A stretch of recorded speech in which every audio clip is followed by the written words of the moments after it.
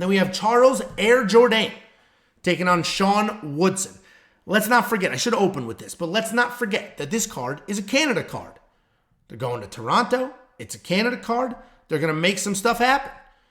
So there's going to be a lot of favorable matchups for the Canadians here. We got Charles Jourdain. This guy is a fun, come-forward striker. He has a pretty good chin. He's incredibly fast. He's got great timing and a willingness to take chances. He will spin. He will fly. That's where the nickname Air comes from. He's not the most technical guy in the world, but he is one of the most exciting. He's an absolute dog who will keep fights ugly, and he will stay in your face. If he's coming off back-to-back wins, the most recent one was a guillotine over Ricardo Ramos, where he just showed how dangerous he can be, but also how little takedown defense he has. He's taking on Sean Woodson. This guy is ridiculously long. He's a lean boxer who has an actual boxing career before moving over to MMA. I don't normally care about reach. 90% of fighters don't use their reach well, but Sean does. He manages distance really well. He's one of the few fighters that uses reach correctly, and that's because of that professional boxing background. Given how good his hands are, most people are going to try to take him down, but that's not an easy thing to do because Woodson has an 83% takedown defense. He's coming off that bizarre win over short notice opponent Dennis Bazooka, where he defended a takedown, and then he was shooting a whole bunch of his own for some reason. That's where the bizarre part comes in. He's the much better striker, and for some reason, he was turning into a grappler. Either way, he looked pretty good coming forward.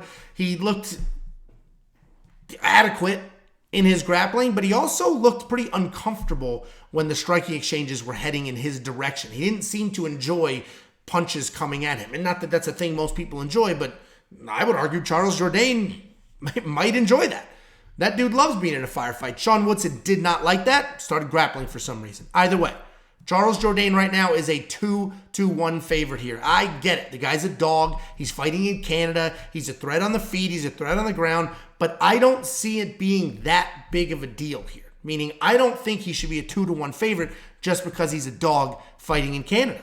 Woodson is very long. That creates a lot of problems for a lot of people, both striking and grappling. Not to mention that Sean is all of a sudden a takedown threat out of nowhere. And it's not crazy that Sean Woodson comes in here, keeps distance, and then has a few sloppy takedowns against a guy that has not the greatest takedown defense. The pick's going to be Jourdain because he is a dog. And he could win this fight just by coming forward and being busy. But I don't really like this matchup with my money, so I'm not going to bet here.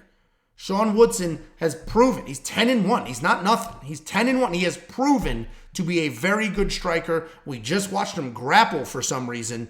And Charles Jourdain in his last fight was taken down pretty easily, even though he sucked up that submission. So Charles Jourdain is going to be the pick, but this isn't like a Jourdain versus Crone Gracie type matchup.